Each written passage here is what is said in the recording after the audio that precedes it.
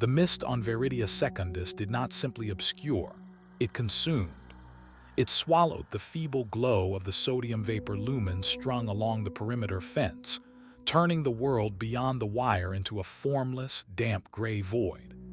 For guardsman Elian Voss, the mist was a tactile companion, beating on his greatcoat and carrying the perpetual, earthy reek of loam and decaying fungoid growth.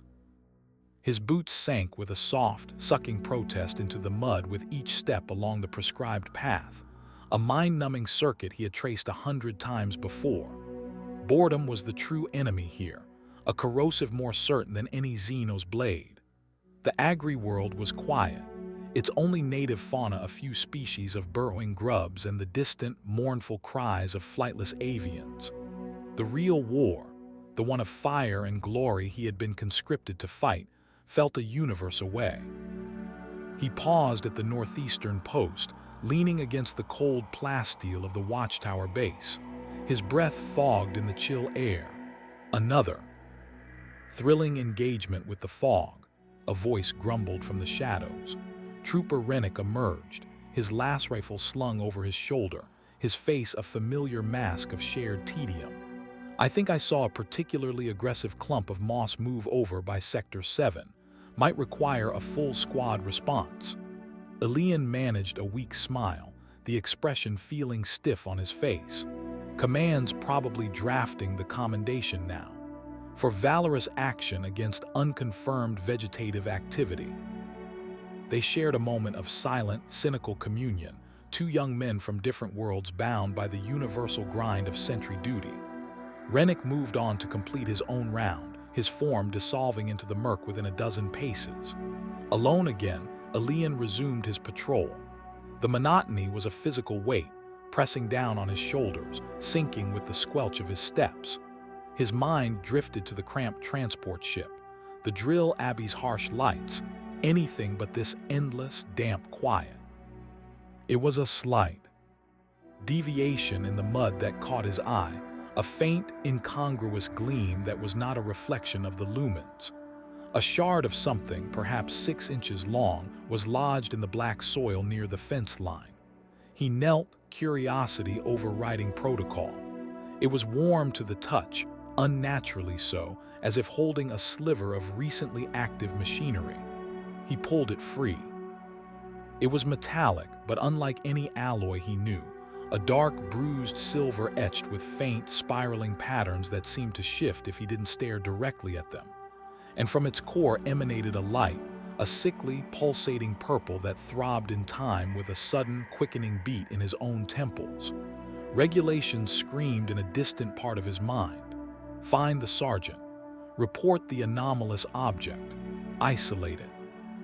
But the light was mesmerizing, and the warmth it pushed into his numb fingers was profoundly comforting. It felt important. He felt important holding it. A bolt of pure, undiluted euphoria shot through him, a sensation of cosmic significance that washed away the boredom, the cold, the mud.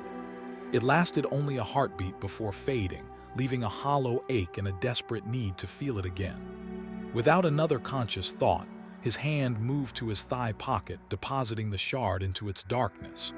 The faint purple glow was hidden, but the warmth seeped through the fabric, a secret against his leg. He stood, his breath coming a little faster, and continued his patrol, the night now holding a hidden, thrilling promise.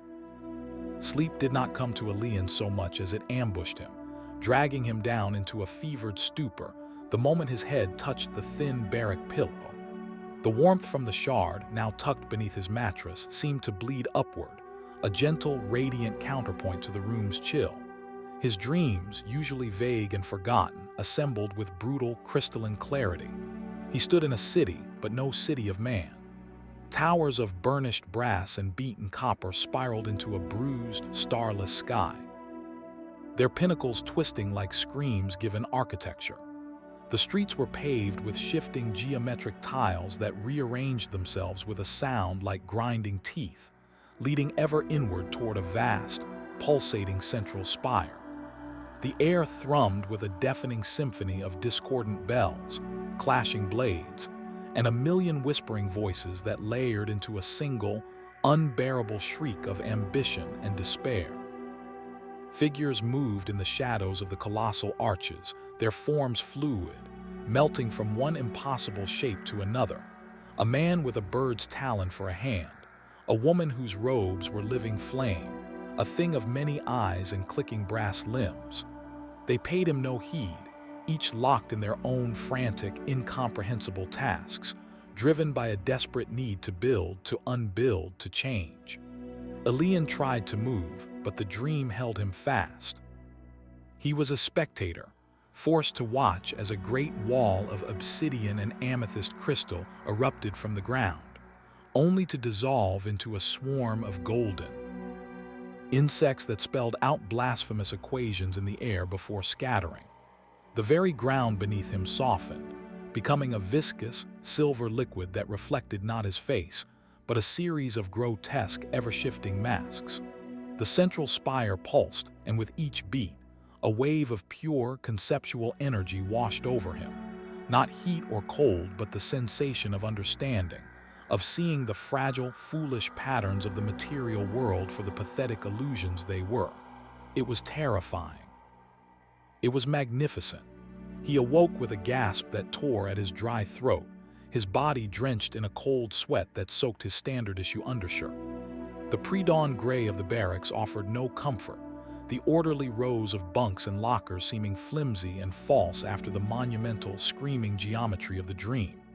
A migraine clamped its vice behind his eyes, a deep, throbbing pain that made the dim light from a single lumen strip feel like a lance.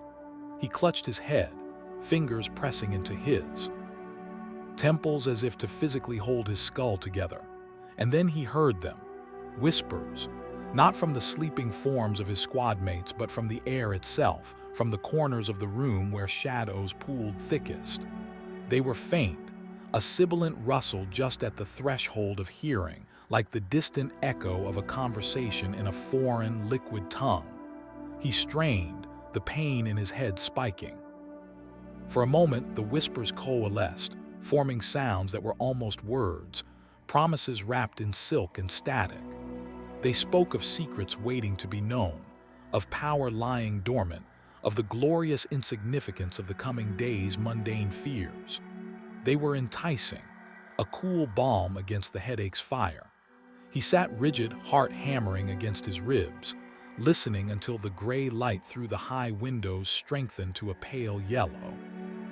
As the first sounds of the waking regiment began, the coughs, the groans, the clatter of a mess tin, the whispers receded, fading like mist under a sun he could not yet see.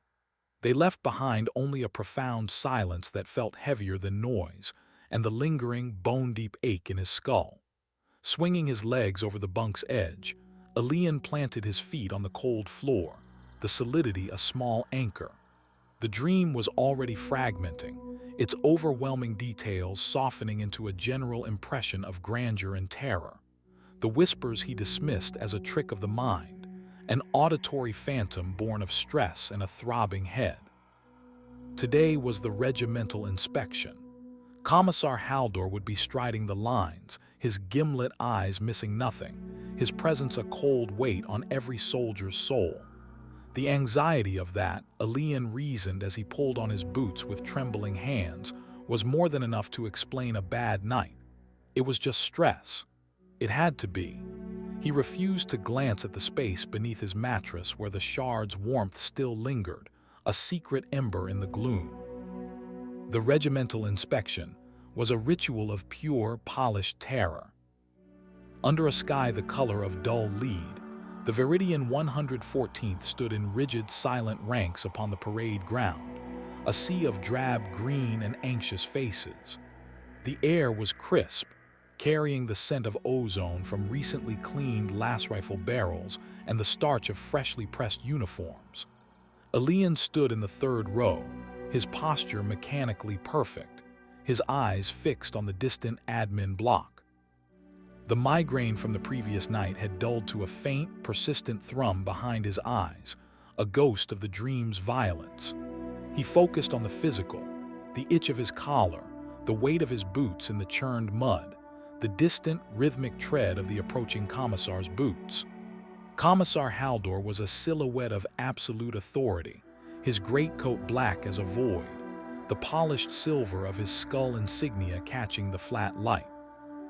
He moved down the line with a predator's grace, his gaze a physical pressure as it swept over each guardsman. Elian held his breath as the shadow fell upon him. The Commissar paused, his eyes like chips of flint, scanning Elian's kit, his bearing, his soul. For a second all was normal, the stern, unyielding face of Imperial discipline. Then the world cracked. It began at the edges.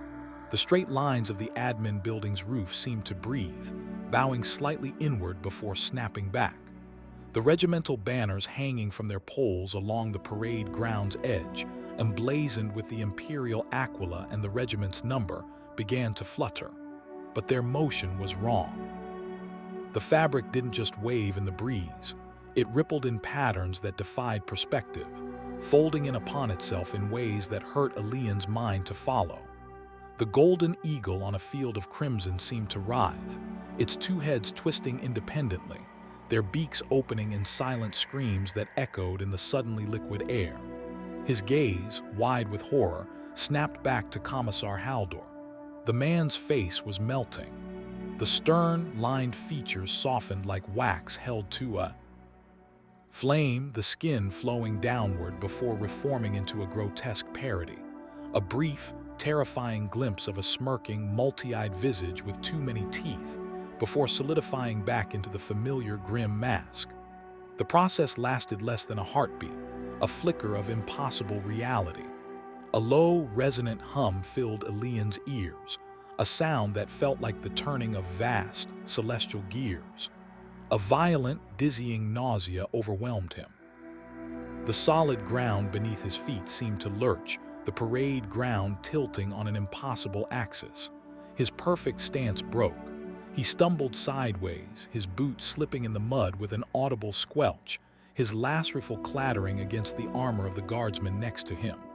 The sound was shockingly loud in the ceremonial silence. The world snapped back into focus with brutal clarity. The banners hung limp. The admin block was straight-edged and solid.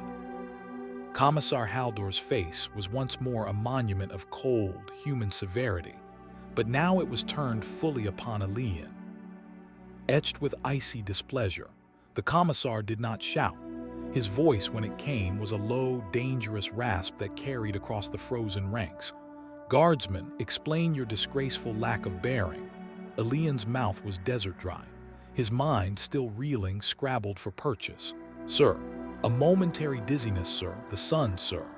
The lie was pathetic, offered to the overcast sky. Haldor's eyes narrowed, missing nothing. The sheen of cold sweat on Elian's brow, the slight tremor in his hands. He leaned in close, the scent of oil and leather filling Elian's nostrils.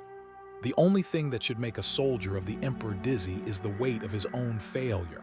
You will report for extra latrine duty after this inspection.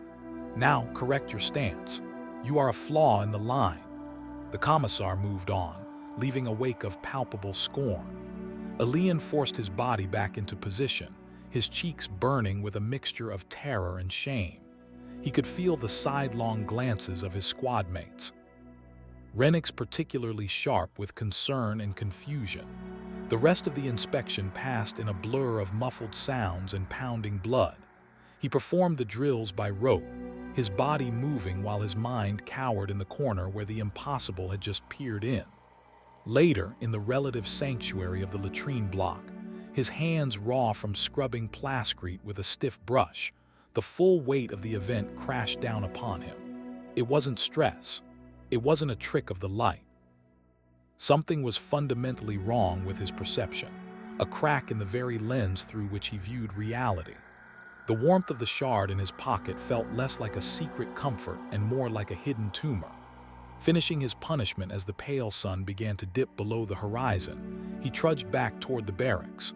In the dim light of the washroom, splashing cold water on his face, he happened to glance at his wrist where his uniform sleeve had ridden up.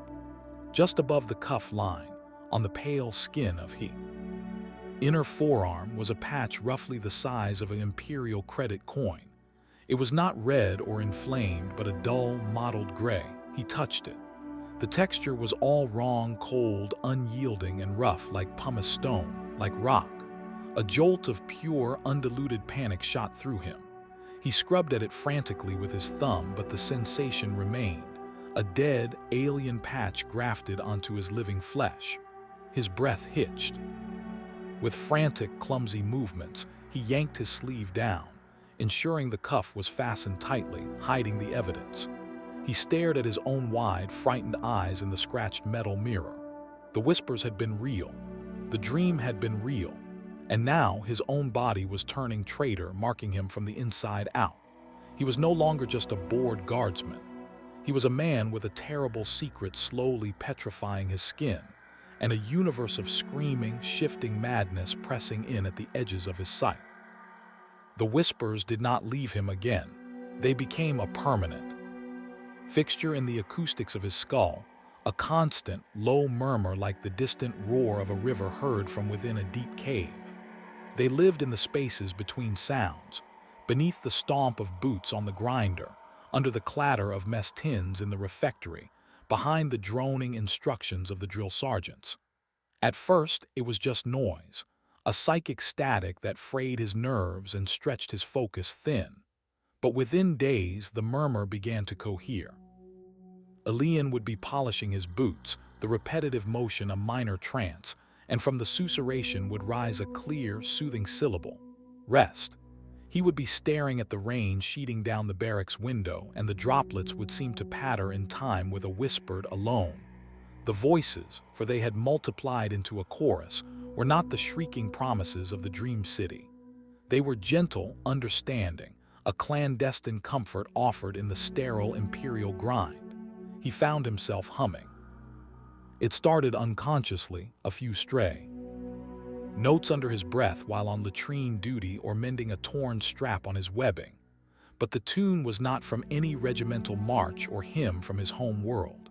It was complex, layered with odd, off-kilter rhythms and progressions that felt both ancient and utterly new. It was a melody of spirals and sudden turns, and it flowed from him with an ease that felt borrowed.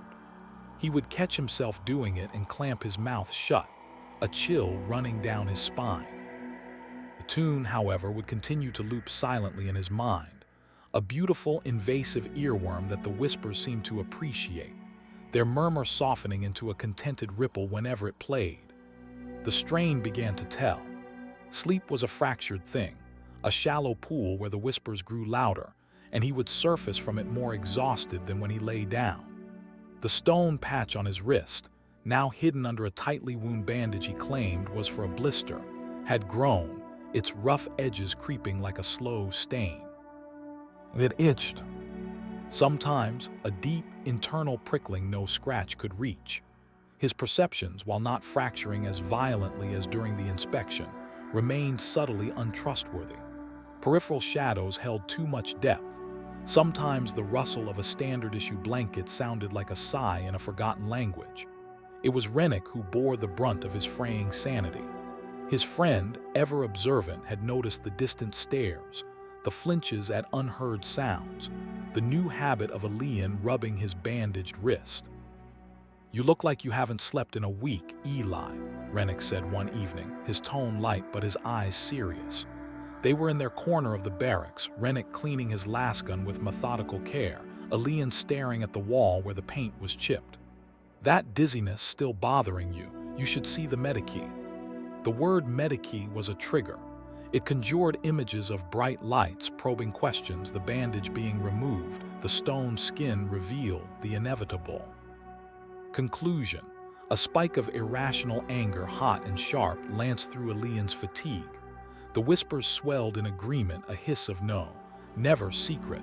"Just drop it, Ren," Elian snapped, his voice harsher than he intended.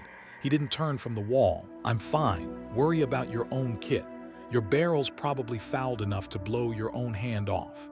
The silence that followed was thick and wounded. Rennick stopped his cleaning. Elian could feel his friend's stare on the back of his neck, a mixture of confusion and hurt. Rennick was his anchor, his last tether to the mundane world, and Elian had just savagely frayed the line.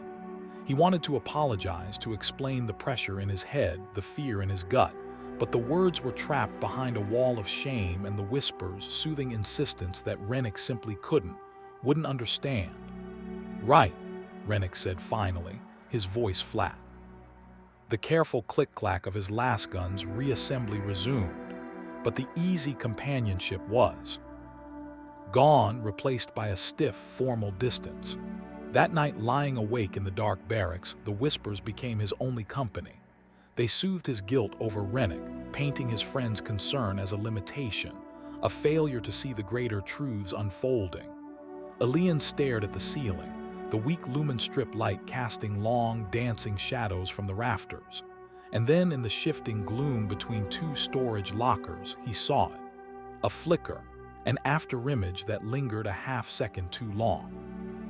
It was a spindly, multi-jointed shape, a silhouette of claws and too many spines etched in negative against the darker shadow. It was there, and then it was not. His heart hammered, but the fear was quickly smothered by a bizarre sense of recognition. The whispers murmured, a sound like dry chitin rubbing together, and the shape in the shadows, now just a shadow again, seemed to hold a knowledge he was only beginning to grasp. He was not hallucinating. He was beginning to see what was always there, hidden in the angles, waiting in the dark. The demonic afterimage did not frighten him. It felt like a glimpse behind the curtain of a vast and terrible stage, and the whispers were the play's guiding narrative, slowly teaching him his lines. The armory was a cathedral of mundane violence, a long, low-ceilinged hall smelling of ozone, promethium, and the sharp, clean scent of lubricant. Racks of las rifles stood in neat rows, their dark barrels like the pipes of a silent organ. Elian's punishment detail, extra maintenance duty, had placed him here for the afternoon, tasked with cleaning a dozen weapons from the previous day's field exercises. The work was monotonous, a ritual of disassembly, brushing, wiping, and reassembly. Yet, as he picked up the first lasgun, his hands registering the familiar weight and balance, something shifted. The cold, inert metal of the stock did not feel inert. Under his fingertips, it seemed to possess a faint, dormant vibration, a potential hum. Locked within its polymer and plasteel, it was not entirely unpleasant. As he began to field strip the weapon, the whispers in his mind, usually a formless murmur, tuned themselves to a new frequency. They became technical, precise, a flowing stream of instinctual knowledge about energy channels and focusing crystals. He saw the weapon not as a tool, but as a vessel. When he held the power pack, he perceived not just a block of stored energy, but a beautiful, captive stream of hungry light, coiled and eager to be unleashed. The barrel was not a tube, but a path of glorious transformation, where that raw hunger could be shaped into a coherent beam of destruction. The beauty of it struck him with profound force. This was art. This was potential sculpted into lethal purpose. He cleaned the regiment's weapons with a newfound reverent care, his movements smooth and sure. But when he reached for his own personal las rifle, marked with his service number on the stock, the whispers intensified, becoming insistent, instructive. His own hands seemed to move with a will of their own, guided by an understanding he did not consciously possess. The standard cleaning procedure was not enough. The whispers highlighted inefficiencies, a minute misalignment in the barrel's housing, a slight variance in the crystal lens's seating. With tools meant only for maintenance, he made tiny, unauthorized adjustments. He realigned the housing by fractions of a millimeter, following a geometric principle that felt instinctively correct. He gently receded the focusing lens, tilting it at an angle the tech manuals would condemn, but which felt perfectly harmonious to his new sight. He worked in a focused trance, the rest of the armory fading away. He was not modifying a weapon. He was perfecting an instrument, unlocking a fraction of its hidden song. When he finished, he hefted the las rifle. It felt different. Not in weight, but in presence. It felt alive in his hands, a sleeping Predator now slightly more aware. He knew with absolute certainty that its next shot would be marginally more potent, its beam a fraction tighter and hotter. But he also sensed a new, delicate instability thrumming through its core, a beautiful fragility like a crystal glass vibrating at its resonant frequency. It was more potent and more perilous. A secret improvement, a whisper given form. He was slotting the modified power pack home when a shadow fell across the workbench. Elian looked up, his eyes taking a moment to refocus from the intricate inner light of the weapon to the solid, concerned face of Trooper Rennick. His friend's arms were crossed, his expression no longer just hurt but etched with a deep, wary apprehension. "Sergeant sent me to find you. Patrol briefing in 10, Rennick said, his voice carefully neutral. His eyes, however, were scanning Elian's face, then dropping to the lasgun held with almost tender attention in his hands. "You've been in here for 3 hours, everyone else left ages ago." Elian slowly placed the weapon on the bench, the connection severing with a small internal pang. "Just being thorough," he replied, his own voice sounding distant to his ears. "Thorough." Rennick repeated the word as if tasting something sour. He took a step closer, lowering his voice. "Eli, look at me. Really look at me. You're not sleeping. You're jumping at nothing. You snap at anyone who comes near you, and you're staring at things that aren't there. Like you're listening to a voice the rest of us can't hear." The accuracy of the statement was a lance. Elian felt a flush of defensive heat, but the whispers coiled around it, soothing, affirming. He fears what he cannot perceive. His world is small. "I'm fine, Rennick, it's just the pressure. The inspection, the patrols." "Don't," Rennick cut him off, his patience fraying. "Don't feed me that Grok's waste. I've known you since the transport. This isn't nerves. This is something else." His gaze flicked to Elian's wrist, where the edge of the rough bandage peeked from his cuff. "What's under there, Eli? A blister that doesn't heal. What's happening to you?" The directness was a threat. It threatened exposure, the end of the secret journey the whispers were guiding him on. The beautiful, hungry light of the lasgun seemed to pulse in the corner of his vision. A cold, hard certainty settled over Elian. Rennick, for all his loyalty, was part of the old, blind world. He was an obstacle to understanding. "Nothing is happening," Elian said, his voice dropping to a flat, emotionless monotone. He met Rennick's eyes, but his stare was distant, looking through him to the fascinating, shimmering patterns of anxiety and confusion that now seemed to halo his friend's head, a new, nascent perception he could not yet name. "You're imagining things. Maybe you're the one who needs to see the medikey." The cruelty of the deflection landed perfectly. Rennick's face hardened, the concern freezing into something like resignation. He took a half step back, the distance between them now more than physical. He looked at Elian for a long, silent moment, seeing not his friend but a stranger with familiar eyes. "Right," Rennick said finally, the word heavy with finality. "Patrol briefing, 10 minutes. Don't be late." He turned and walked out of the armory, his boots echoing on the plascrete floor. The sound faded, leaving Elian alone with the whispers, the modified lasgun, and the glorious, isolating light only he could see. The world broke open, and Elian drowned in its details. It began at dawn, as the first gray light seeped through the barracks' high windows. The simple act of opening his eyes became an assault. The air, once empty, was now a frenetic ocean. He could see each individual mote of dust not as a vague speck, but as a distinct, intricate particle tumbling in the slow currents of ventilation, each dancing to a silent, mad symphony of physics and chance. The weave of his standard-issue blanket resolved into a vast topography of intersecting fibers, a landscape of microscopic hills and valleys. The sound of a distant cough from another bunk wasn't just a noise. It was a layered event, the rasp of phlegm in a throat, the vibration of vocal cords, the subsequent rustle of bedding, all distinct and simultaneous, crashing into his ears with painful clarity.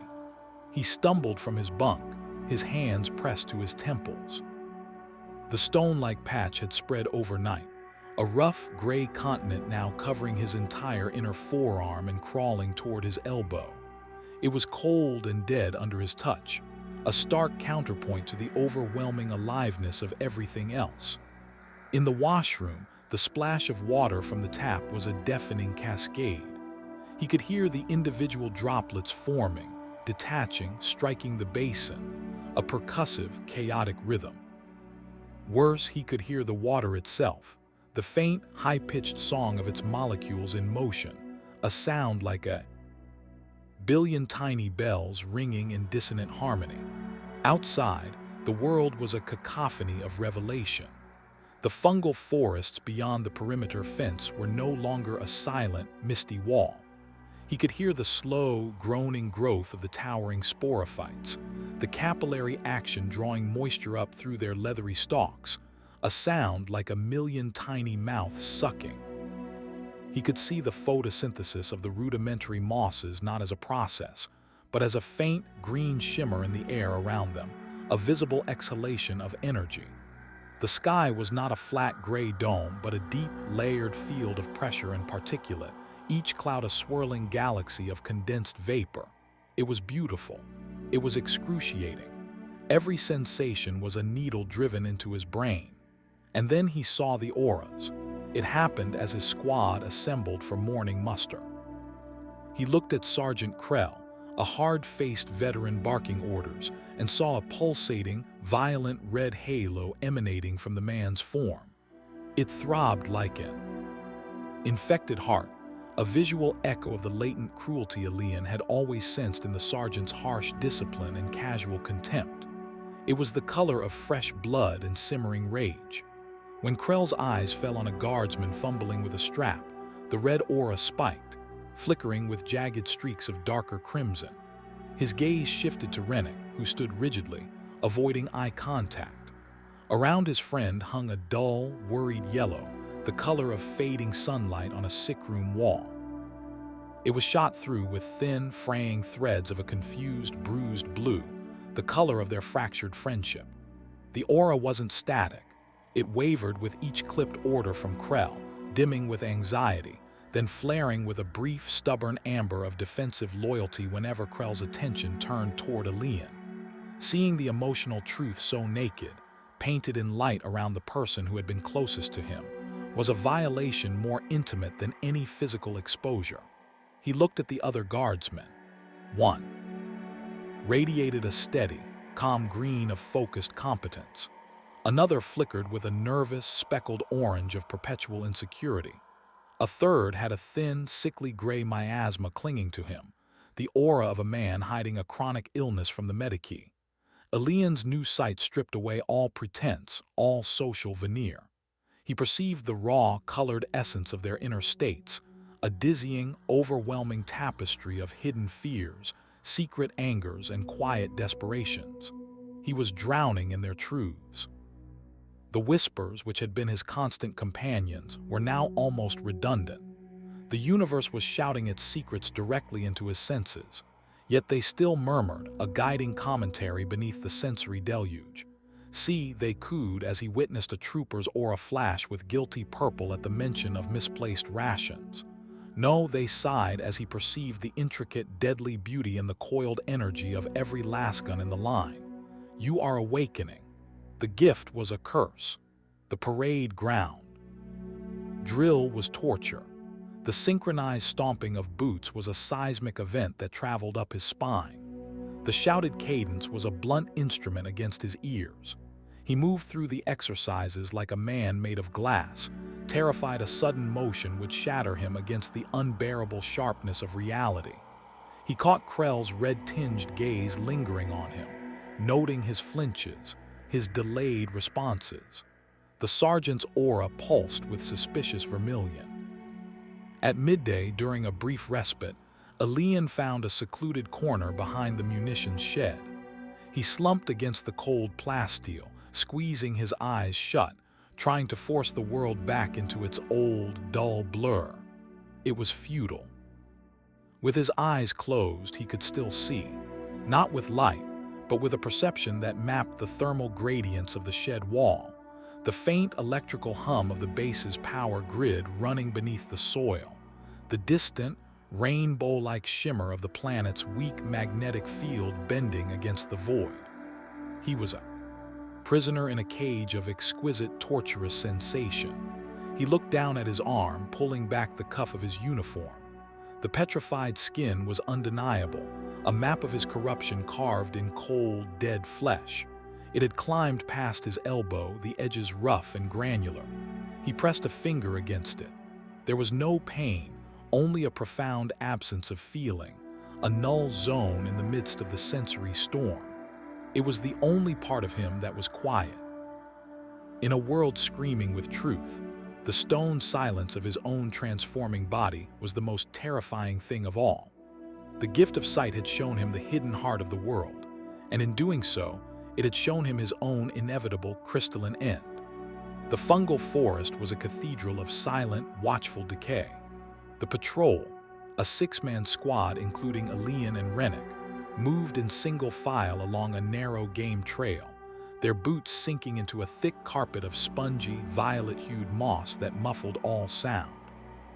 Towering sporophytes, like giant leathery morels, rose hundreds of feet into the perpetual mist, their caps creating a gloomy canopy that choked the gray viridian light. The air was thick with the smell of damp earth and a sweet, cloying scent of rot and fermentation. Sergeant Krell led from the front, his red aura a flickering beacon of aggressive vigilance in the gloom. Rennick was 2 places ahead, his yellow worry a constant, nagging smear in Elian's enhanced sight. For Elian, the forest was not silent. It was a chorus of whispers given form. His corrupted perception warped the geometry of the place into a living nightmare. The towering fungi were not static. They pulsed with a slow, rhythmic breath, their stalks subtly twisting like the necks of great, sleeping birds. The path ahead did not remain straight.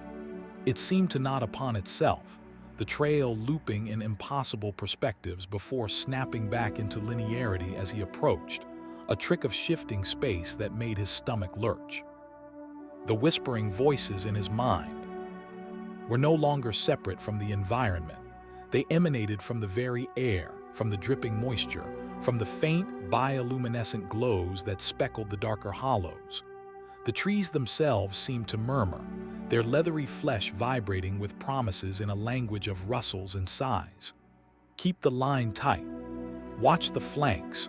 Krell's voice was a harsh, foreign intrusion, a crude noise against the forest's subtle symphony.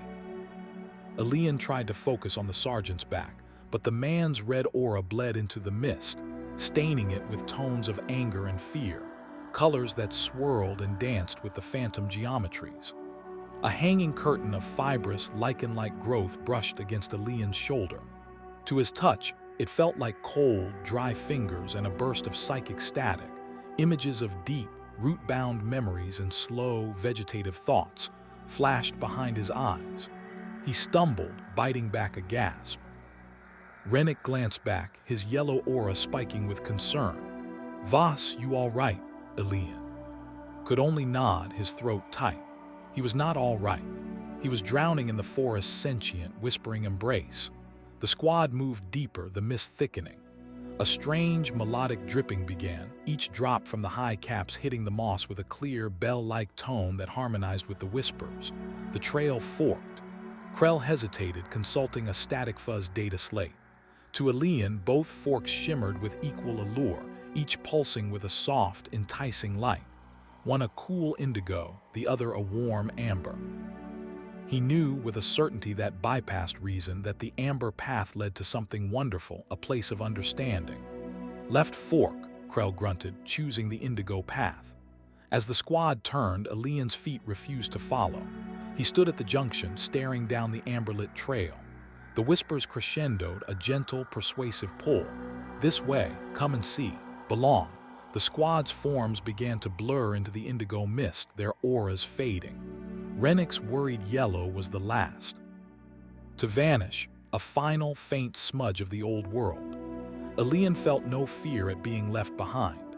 Instead, a profound, soothing sense of relief washed over him, a release from the strain of pretending, from the jarring noise of human concern and military discipline. He was alone, and he belonged here in the whispering, shifting embrace of the forest. He stepped onto the amber path. The forest closed around him, the geometry stabilizing into patterns that felt correct, beautiful in their complexity. The whispers were clear now, guiding his steps. He wandered, time losing meaning, drawn toward a soft, pulsating glow ahead. He found it in a small clearing where the mist thinned. A cluster of fungi unlike any others grew in a perfect spiral. They were slender, with caps of iridescent, pearlescent white that shimmered with all the colors of oil on water. From their gills drifted a faint, sparkling dust that hung in the air like frozen glitter. The whispers emanated from them most strongly. Direct, beckoning call. Understand, they breathed. Know us. Elian knelt. The rational part of him, a tiny, shriveled thing, screamed caution.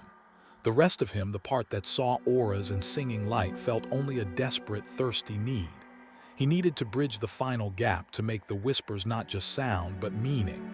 He reached out, his stone-gray fingers contrasting against the fungi's luminous beauty. He plucked one. It was cool and firm.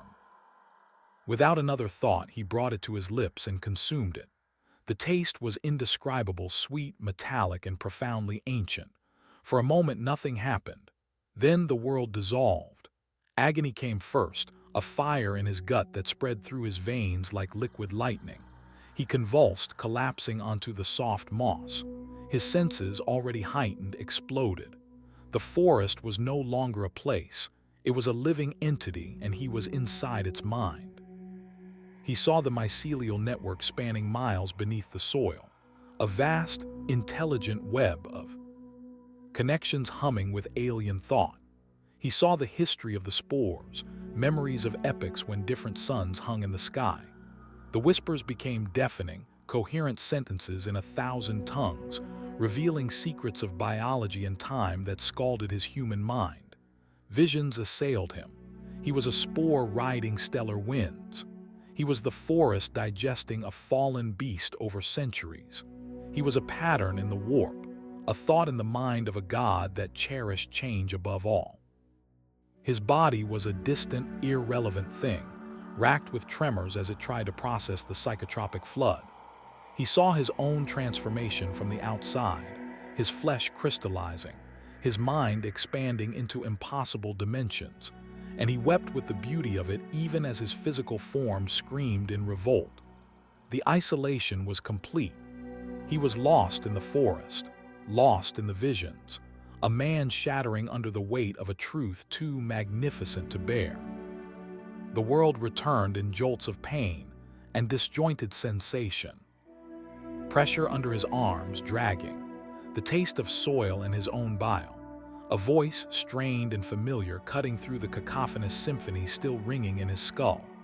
Emperor's teeth, Eli, hold on, just hold on, Rennick. The words were distant, but the aura was a blazing, frantic yellow shot through with bolts of terrified silver. Elian's head lolled. He saw the forest floor moving beneath him, moss and twisted roots, his own boots scraping uselessly through the mulch. He was being hauled, his body a sack of broken glass and fire. The visions had not fully receded. They layered over reality like a feverish transparency. The leathery sporophytes were still breathing, their caps now etched with glowing, recursive equations that told the story of their evolution. The mist swirled with half-formed faces that smiled with too many teeth. The whispers had softened from a roar to a consoling murmur, a gentle hand on his burning brow. They fear what they do not understand, the voices. Soothed, but you are known, you are cherished. His body was a traitorous landscape of revolt. Every muscle screamed with the aftermath of convulsions. His stomach clenched around emptiness, dry heaving as Rennick half-dragged, half-carried him back toward the Imperial lines. The petrified skin, now exposed where his uniform was torn, felt like a carapace, cold and dead, yet the flesh at its edges burned as if infected.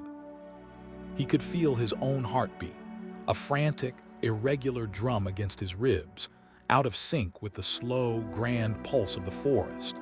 His temperature was a furnace contained within skin that was slowly turning to stone.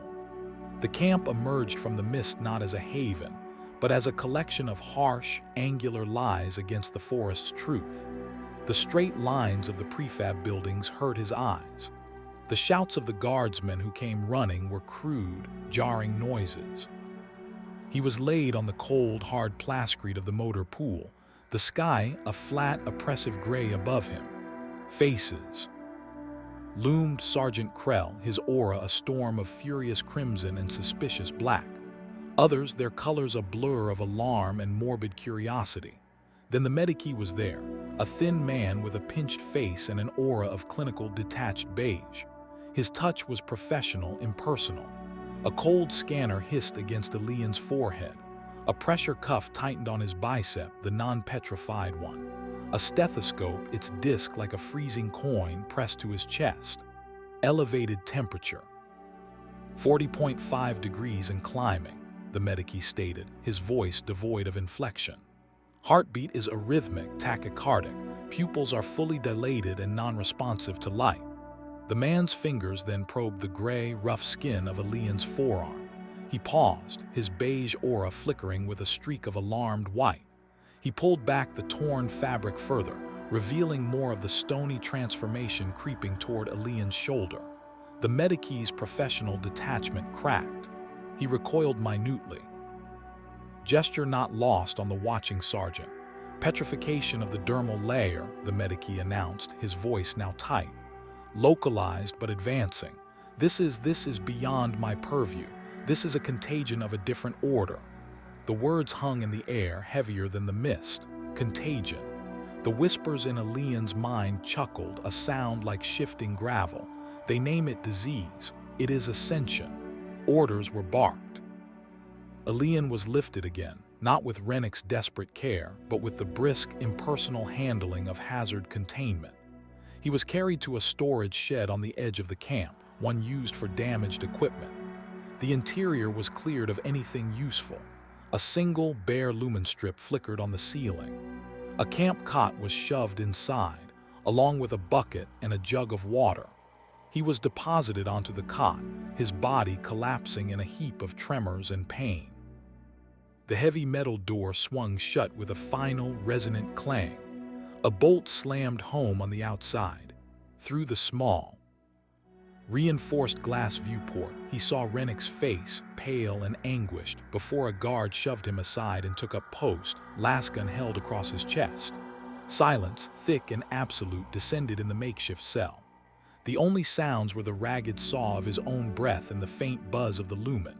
The whispers filled the void immediately, swelling from a murmur to a comforting embrace. Alone at last, they crooned. No more masks. No more pretending for the blind ones. He curled on the thin mattress, shivering despite the internal heat. The stone of his arm was a cold weight. He was a prisoner, quarantined, marked, a specimen. A wave of profound, desolate loneliness, the old humankind threatened to drown him. He thought of Rennick's face at the viewport, the finality of the bolt. "You are never alone," the voices whispered, their tone infinitely tender.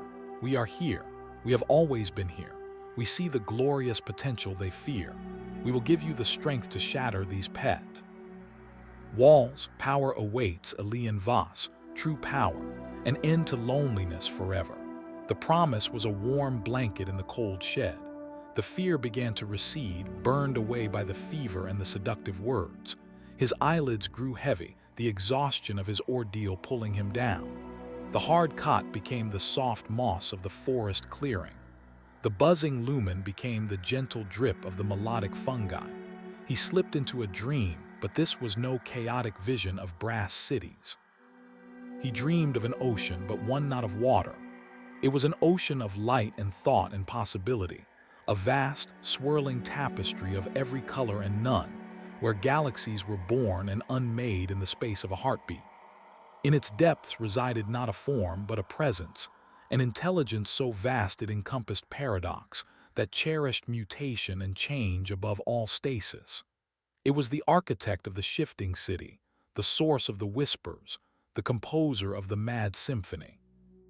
It knew the secret names of every star, and the hidden patterns in every mortal soul, and it knew him, not as guardsman Elian Voss, but as a unique, fragile, beautiful knot of potential in the great design. A tendril of that infinite attention, gentle and immense, brushed against his dreaming self. It did not speak in words. It conveyed a sense of welcome, of recognition, and an infinite, patient promise. The journey was not a curse. It was an invitation. And in the heart of that majestic, terrifying entity, Elian felt a name resonate, a title that was both a destination and a truth he was not yet ready to fully grasp. The dream held him, cradled in the knowledge that he was seen, he was known, and he was at last precisely where he was meant to be. The arrival of the inquisitorial acolyte was heralded not by fanfare, but by a deepening chill that had nothing to do with the Viridian mist. Elian, drifting in a fevered haze between the whispers, consolations, and the hard reality of his cell, felt the change in the air. The guard outside shifted his stance, the sound of boot heels clicking together in sudden, rigid attention. A new voice, clipped and devoid of warmth, exchanged terse words at the door. The bolt slid back with a scrape of finality. The man who entered was young, perhaps only a few years older than Elian himself, but his eyes held the ageless, flat scrutiny of a serpent. He wore a simple, dark gray body glove under a long coat of unadorned black, the only ornament a silver eye pendant that gleamed with a sterile light. His aura was the most terrifying thing Elian had yet perceived, a void, a perfect, absorbing blackness that swallowed the light around it, shot through with occasional razor-thin filaments of cold, surgical blue. It was the aura of absolute conviction, of a mind that had already categorized Elian as a problem to be solved, a stain to be scrubbed clean. The acolyte did not speak at first. He circled the small cell, his gaze taking in the bucket, the untouched water jug, the trembling form on the cot. His eyes lingered on Elian's exposed arm, the petrified skin now a mottled gray landscape stretching from wrist to shoulder, its edges creeping like glacial ice toward his neck and chest. The acolyte's expression did not change, but the blue filaments in his void-like aura flickered with clinical interest. He produced a small, hand-held scanner from his coat, its tip glowing with a piercing white light. He passed it over Elian's body without touching him. The device emitted a series of rapid, high-pitched chitters. "Biometric corruption confirmed," the acolyte stated, his voice as dry as dust. "Warp signature resonance is acute. Petrification is systemic, not localized. Psychic emanations are consistent with late-stage corruptus extremis." He lowered the scanner, his void-black eyes finally meeting Elian's. In that gaze, Elian saw his future, and it was a very simple, very short thing. There was no trial, no rehabilitation, no mercy. There was only the certainty of the bolt pistol, the purifying flame, the unmarked grave. He was a diagnosis, and the prescription was execution. A lucid, crystalline terror, sharper than any he had yet felt, pierced the fever and the whisper's haze. This was the end of the secret journey. This was the Imperial truth, not understanding, not ascension, but annihilation. The raw animal need for survival flooded his veins, cold and pure. Now the voices hissed, no longer gentle but urgent, compelling. The time for hiding is past. They will burn the potential from the universe. You must not let them. The power is within you. Let it rise. Let it break these chains. He tried to resist. He clawed for a memory, any anchor to the man he had been. He seized upon an image of his home world, a dusty agri colony on the edge of nowhere, the smell of dry earth after the first rain, the sound of his mother's voice calling him in from the fields at dusk, the simple, solid warmth of a hearth fire. It was a fading picture, bleached of color and feeling, ghost of a life that no longer fit the being he was becoming. The memory felt like a lie, a story about someone else. The acolyte was turning, speaking to the guard at the door. "Prepare the prisoner for transport to the purification site. Full biocontainment protocols. the Inquisitor will wish to examine the specimen before termination. The word termination was the final key. The allure of survival, of continued existence in any form, roared over the ghost of the hearth fire.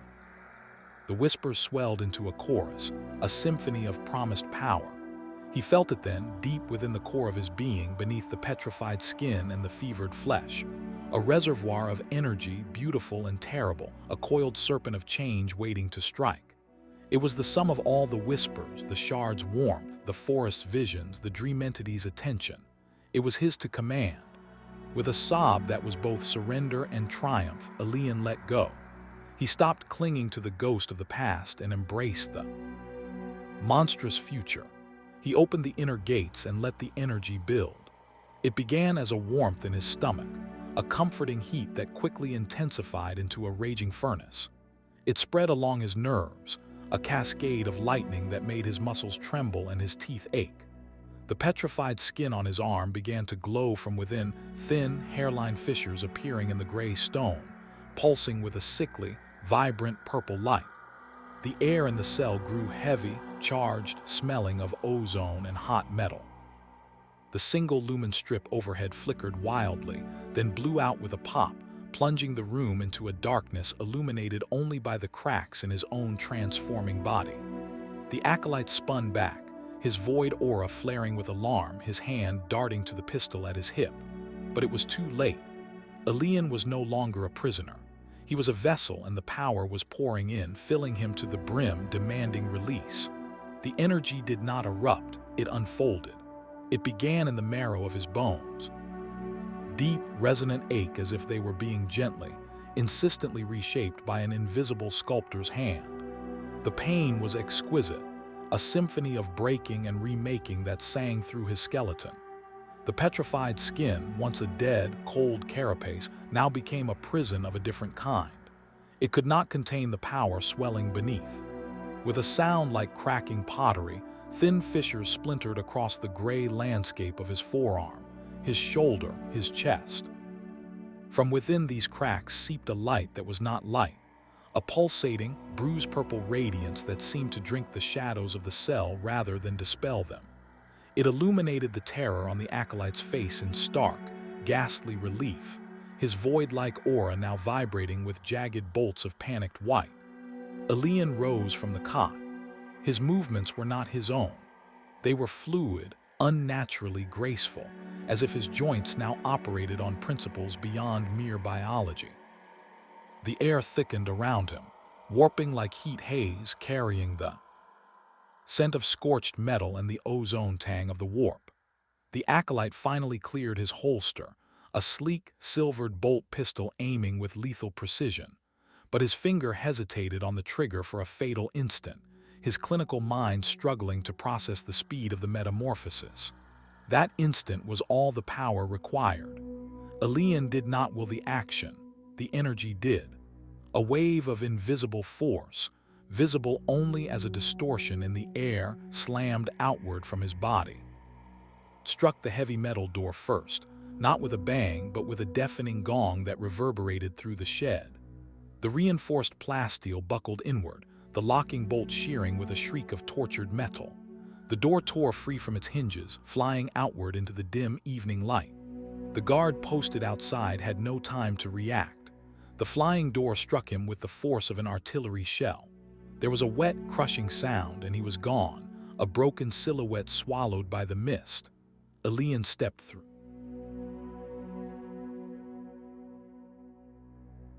The ruined doorway, the cracked stone of his skin glowing like a lattice of molten amethyst.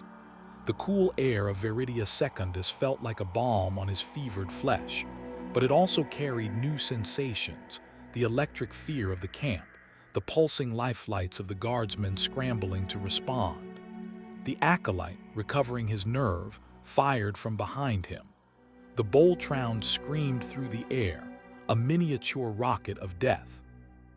Elian's new senses perceived its trajectory not as a line, but as a complex probability curve. He moved without thought, a slight, elegant twist of his torso.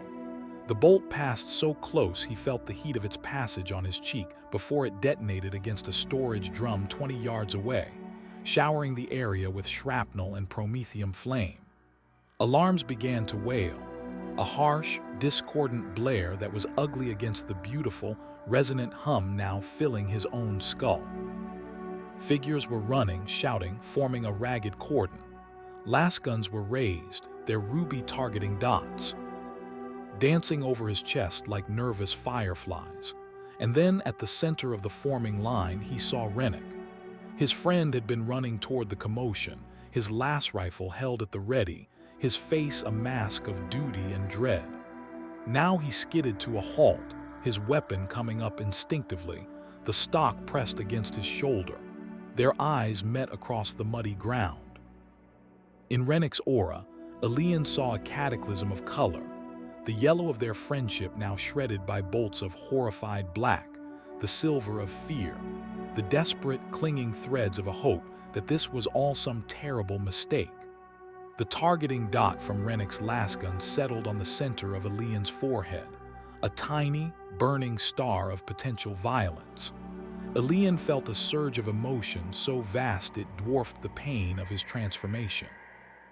It was love, but a love refracted through a prism of cosmic ambition, a monstrous, possessive affection for this fragile, loyal soul who represented the best of the world he was leaving behind. He needed Rennick to understand.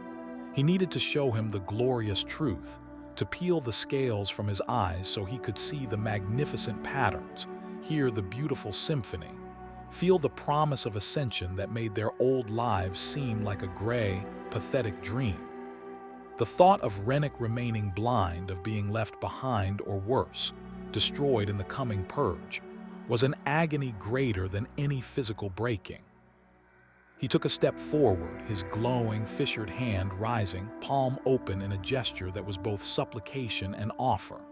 The lasgun barrels tracking him wavered. Rennick's finger tightened on the trigger, then relaxed, then tightened again. The conflict in his aura was a silent scream. "Rennick," Elian tried to say, but his voice was no longer his own. It emerged as a multitonal resonance, a chord that held words, music, and static. "See, please see." He reached out further, the energy within him focusing, not to destroy, but to reveal, to gift. The cracks in his hand blazed. Brighter, tendrils of shimmering, impossible light, like liquid crystal and thought-given form, began to spiral from his fingertips, reaching across the distance toward his friend's tormented face. It was an offer of transformation, of shared understanding, a desperate, loving attempt to bridge the chasm between the man he had been and the being he was becoming. The price of his power was written in his cracking skin and aching bones, but perhaps, if Rennick would only take his hand, it would not have to be paid alone. The forest swallowed him whole, a living, breathing entity that welcomed its transformed child with whispering boughs and shifting paths.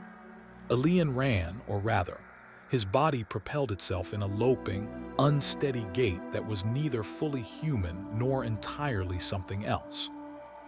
Agony was his constant companion, a fire in his veins and a grinding pressure in his bones, but it was a purposeful pain now, the sensation of a sculptor's chisel on living marble. Each footfall sent jolts through his frame, his boots tearing through the thick moss as he fled the echoing shouts and the piercing wail of camp alarms fading behind him. The wilderness of Veridia Secundus, once a place of boring patrols, was now a sanctuary of glorious, terrifying truth. His left arm was the epicenter of the change. From the shoulder down, it was no longer flesh and blood, but a rigid, articulated structure of interlocking crystalline facets. It caught the faint, filtered light beneath the fungal canopy and fractured it into prismatic shards that danced across the leathery trunks. The substance was cool and smooth as glass, yet stronger than plasteel, and it moved with a faint musical clicking as he pushed aside hanging vines. His hand was a claw of 5 sharp geometric points, capable of delicate articulation or of tearing through bark and soil with ease. He stared at it as he ran, a limb of breathtaking, alien beauty that was utterly his own. Deeper he plunged, until the sounds of pursuit were lost entirely, replaced by the forest's own symphony, the drip of luminous sap, the groan of growing things, the ever-present whispers that now sang in harmony with his own racing thoughts. He stumbled into a small clearing where a pool of perfectly still, black water had collected in a depression of ancient stone. Gasping, he fell to his knees at its edge, his human hand sinking into the cool mud, his crystalline claw resting on the stone rim. He leaned forward, desperate for a drink, and saw his reflection. The face that stared back was not his own. The familiar, weary features of guardsman Elian Voss were gone, subsumed beneath a majestic and monstrous new geometry. His skin was a patchwork of smooth, gray stone and glowing, purple-veined flesh. One eye was still human, wide and bloodshot, but the other was a multifaceted orb of amber crystal that saw not just light, but the flowing currents of life force in the plants around the pool. His hair had fallen out in patches, replaced by delicate fern-like growths of metallic lichen that shimmered. His jawline seemed sharper, hinting at an underlying structure that was not bone. He was a being caught mid-metamorphosis, a fusion of man and mineral, flesh and energy, agony and ecstasy. He was horrifying. He was magnificent. He was potential incarnate. A sob racked him, but it was not of despair. It was a release, a final, shuddering exhalation of the last vestiges of resistance. The fear, the guilt, the clinging memory of Rennick's horrified face, it all melted away before the undeniable truth in the water. This was not corruption. This was revelation. This was his true self, emerging from the chrysalis of mundane humanity. The whispers rose in a triumphant crescendo, no longer separate voices, but the very language of his new being. He surrendered, fully, completely, with a joy that was sharper than any pain. The tension that had coiled in his soul since the night he found the shard finally snapped. He was not fleeing, he was arriving. Warm tears welled in his human eye and spilled over, tracing paths down his stony cheek. They were not water, they were droplets of molten brass, hissing softly as they fell into the pool, each one solidifying into a tiny, perfect cog that sank into the dark depths, an offering. From his crystal eye no tears fell, only a steady, pulsing light. He threw back his head, his new, multifaceted throat working, and a sound emerged. It began as a hum, the complex tune he had always unconsciously known, and then shaped itself into words, words in a tongue he had never learned yet understood perfectly. They were praises, they were gratitudes, they were the exultant verses of a devotee who has finally beheld his God. Changer of ways, he chanted, his voice a resonant blend of human breath and crystalline vibration, echoing in the silent clearing. Architect of fate, lord of sorcery, I see the pattern. I embrace the gift. No more hiding, no more lies, let the chain continue, let the path unfold. The forest seemed to lean in, listening. The whispers fell silent, their work done. In their place was a profound, approving stillness. Elian rose to his feet, his body still aching, still transforming, but now every pang was a prayer, every shift a sacrament. He turned from the pool, his reflection left behind in the black water, a monument to the man who was, and a promise of the being he would become. He looked deeper into the forest, where the shadows were thickest and the air shimmered with unseen possibilities. With a final, whispered chant of devotion upon his lips, Elian Voss took his first purposeful step into the future, following the crystal path that only he could see, a living hymn to the power that had remade him. Months later, the silence was the first thing the purgation squad noticed. The Imperial camp on the edge of the fungal forest stood not as a bastion, but as a corpse picked clean by time and mist. The prefab buildings were empty. Shells, doors hanging open on broken hinges, the interior strewn with abandoned gear, and the faint, chalky outlines where bodies had been removed. No birds called. No wind stirred the regimental banners, now tattered and bleached of color. The air was cold, sterile and thick with the scent of damp rot and something else, a faint metallic tang like ozone and crushed gemstones. Sergeant Var of the 33rd Veridian Purgation Detail signaled his 5 troopers forward, their boots crunching on gravel and brittle, dead moss that crackled like old bones. Their mission was simple: confirm the absence of contagion, catalog any residual anomalies, and burn anything that seemed tainted. They found the trail at the tree line. It was not a path made by boots or beasts. It began as a scattering of strange growths erupting from the soil near the ruined quarantine shed, small, jagged spurs of crystalline substance, their color a bruised, translucent purple that seemed to hold a dim internal light. As they ventured deeper, following the unnatural formations, the forest itself began to show the scars of change. Familiar fungal growths were not just dead, they were petrified, transformed into grotesque, silvery sculptures of their former selves. A towering sporophyte stood frozen mid-sway, its leathery cap now a brittle, opalescent shell. Thick vines hung like glass chandeliers, their surfaces faceted and cold. The very moss underfoot crunched into glittering powder. The squad moved in wary silence, their lasguns sweeping the unnaturally still glades, the only sounds the crunch of their steps and the low hum of their powered armor. The mist here did not feel damp. It felt charged, pregnant with a silent, watching potential. The crystal formations grew larger and more complex the deeper they went. They erupted from tree trunks in violent, beautiful sprays. They paved sections of the forest floor in interlocking geometric patterns that seemed to pulse with a slow, subaudible rhythm. Strange, harmonic tones occasionally resonated through the air, emanating from the structures as if they were singing to one another. The troopers, Auspex scanners chittered with erratic, nonsensical data, their readings scrambled by the pervasive energy saturating the area. One guardsman, a young woman named Kayla, pointed mutely to a patch of petrified ferns.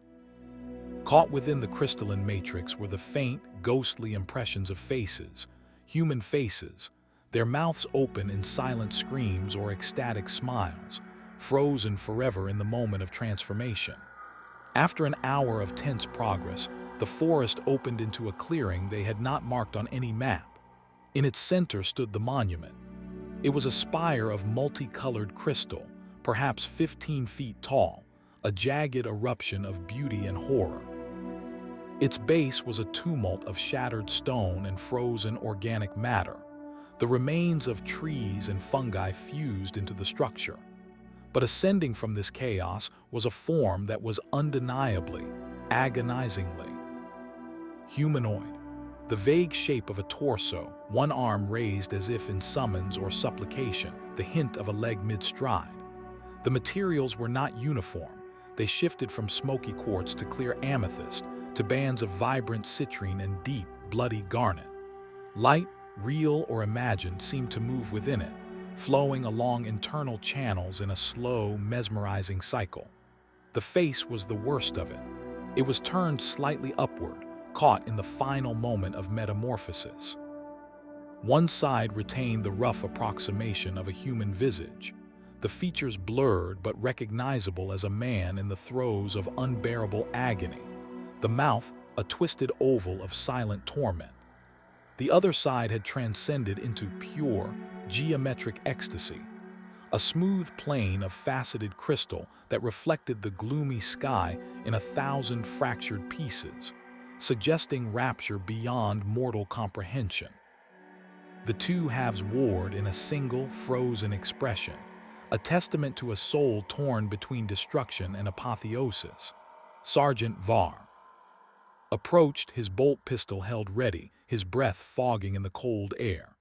The squad formed a perimeter, their weapons trained on the silent statue.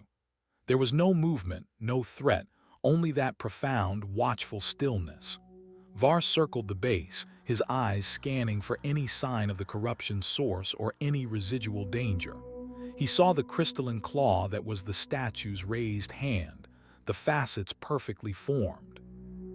He saw where the stone of the clearing seemed to bleed into the structure, as if the very planet was being rewritten around it. Then he heard it, a whisper. It was so faint he thought it was the wind at first, a sigh through the glass-like trees, but there was no wind. He froze, listening. It came again, not from the air, but from within the crystal spire itself. A voice, or the echo of a voice, woven from the faint harmonic resonance of the structure. It was a knowing whisper, a thread of sound that promised secrets. It did not speak words so much as implant concepts. Directly into the mind, glimpses of impossible geometries, the taste of forgotten colors, the solution to a problem he didn't know he had. It was beautiful. It was profoundly seductive. It whispered of power waiting just beyond understanding, for those brave enough to listen closely, to reach out and touch the gleaming surface, to learn the truths that had transformed a simple guardsman into this eternal, magnificent thing. Var jerked back as if scalded, his heart hammering against his ribs. He looked at his squad. Trooper Kayla was staring at the statue's face, her own expression slack with a mixture of horror and fascination. She had heard it too, they all had. The whispers coiled in the clearing, a soft, psychic lure. "No one touches anything," Var barked, his voice harsh, shattering the spell. "Kayla, mark this location for orbital auspex. The rest of you prepare the melta charges. We are not cataloging this. We are purging it." The orders were firm, but his hand trembled slightly as he keyed his Vox link to report the find. As he spoke, the whispers continued, a soft counterpoint to his official, sterile words, promising that some secrets once unearthed could never truly be buried, and that the crystal path, once begun, awaited other feet to walk its glittering, treacherous length.